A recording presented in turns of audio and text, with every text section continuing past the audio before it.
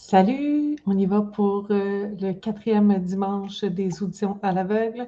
En retard, bien sûr, c'est la vie ces derniers temps. Puis mes cheveux, bon, on n'en parlera pas trop. Donc, on y va tout de suite. Ça a été quand même un dimanche pas trop fort, là. Je vous dirais que le premier et le dernier, c'était les highlights, un peu comme d'habitude, mais c'était quand même une soirée assez tranquille. Beaucoup de candidats qui ont été sauvés par un seul coach. Donc, ça donne le ton pour la soirée numéro 4. Je ne sais pas si vous entendez mon oiseau derrière, mais bon, j'espère que c'est pas trop dérangeant. On commence tout de suite avec le premier candidat. Randy, il a chanté That All Right Mama. Il y avait une belle voix grave, une belle voix claire, pardon, et un beau groove. Il a été sélectionné par les 4 coachs et il a décidé d'y aller avec Marc. Par la suite, il y a eu le candidat Silvio. Très cool candidat. Je voyais dans ma tête Louis-Jean Cormier qui aurait pu aimer ce genre de candidat-là. Pas surprise que Corneille se soit retourné pour lui.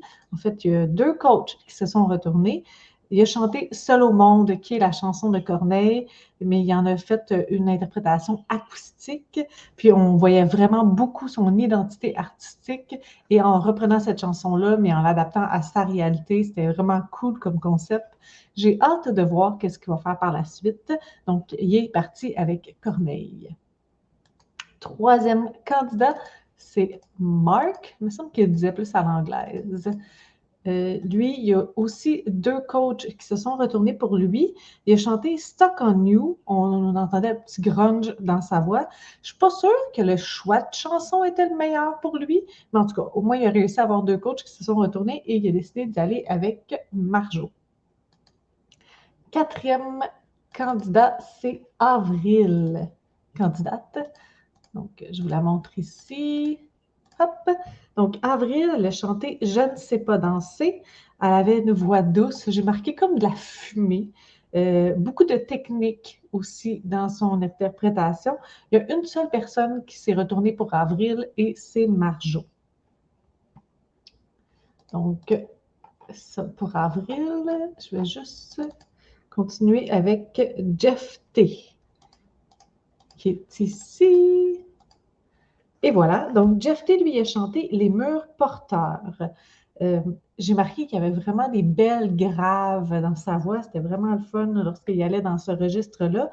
Il y avait des petits enjeux de justesse. Donc, il y a juste une personne qui s'est retournée pour lui et c'est Mario. Donc, j'ai hâte de voir ce candidat-là par la suite. Il y a beaucoup de candidats. C'est sûr que la première fois, l'audition à l'aveugle, la justesse, ça peut être un enjeu. C'est hyper stressant. C'est la première fois qu'ils sont sur ce plateau-là. Déjà, lorsqu'ils reviennent pour les duels, parfois, c'est moins stressant, malgré que les duels, c'est très stressant parce qu'il y a une des 2 personnes qui part.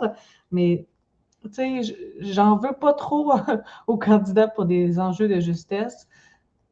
Parfois, ça se place. Parfois, c'est juste les nerfs qui ont lâché cette fois-là. Après ce candidat-là, il y a eu Audrey-Anne. Donc, Audrey-Anne, hop, désolée, j'essaie de trouver la photo. Parfait. Donc, Audrey-Anne, qui était une candidate que Marc connaissait déjà, elle a chanté Meaningless, ce qui est quand même risqué, parce que c'est une chanson de Charlotte Cardin, et elle a vraiment un timbre unique, Charlotte. Au-delà d'avoir comme, tu sais, un bon potentiel vocal, puis, tu sais, elle a des bonnes capacités, une bonne technique et tout ça, elle a quand même un timbre de voix reconnaissable. Donc, prendre une chanson comme ça, c'est tricky, c'est complexe. Audrey-Anne, elle n'a pas un thème de voix reconnaissable, mais elle avait quand même une belle voix forte, puis elle l'a comme assumé, ça a bien passé. On entendait la solidité de sa voix et sa puissance. Il y a 3 candidats qui se sont, 3 coachs qui se sont retournés pour elle et elle a décidé d'y aller avec Marc. Maintenant, on y va pour Claude, qui est ici. Hop là, désolée, j'ai pesé sur la mauvaise affaire.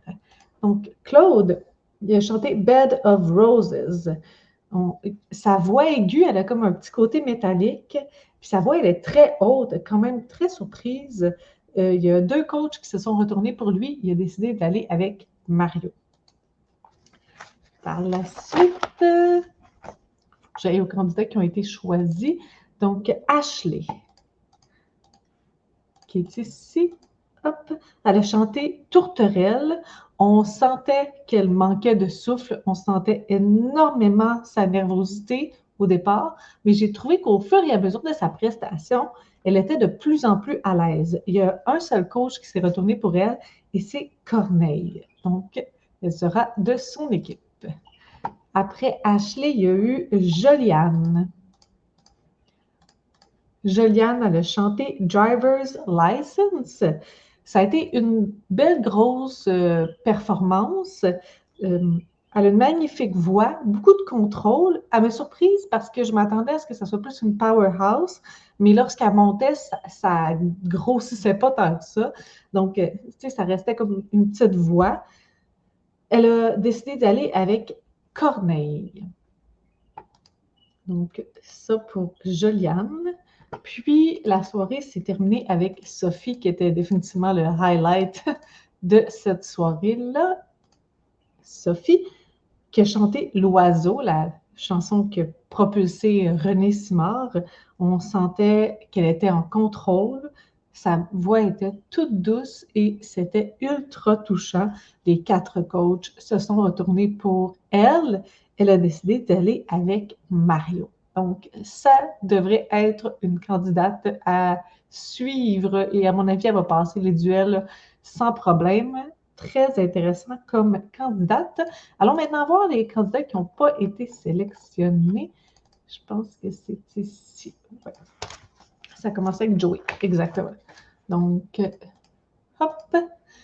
Joey, il a chanté I Will Survive, qui est quand même risqué parce que c'est une chanson ultra connue, puis tout le monde connaît la voix de l'interprète. Il y a une voix feutrée, c'était acoustique, mais malgré tout, c'était quand même très similaire à la version originale de I Will Survive. Il a modifié plus le refrain que les couplets, donc ça, j'ai trouvé ça plus intéressant. Malheureusement, il n'y a aucun coach qui s'est retourné pour elle. Pour lui, pardon, désolé. J'étais déjà rendue à Sarah.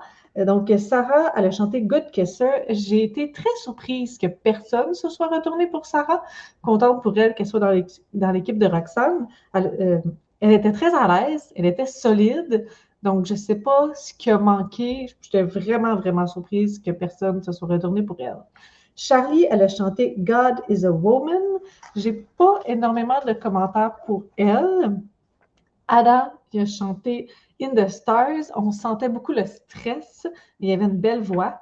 Marc-Antoine, il a chanté Somewhere Only We Know. Ça aussi, c'est quand même une chanson, en tout cas pour les gens de ma génération. Moi, ça me fait penser à One Tree Hill. C'est une chanson que j'ai beaucoup écoutée.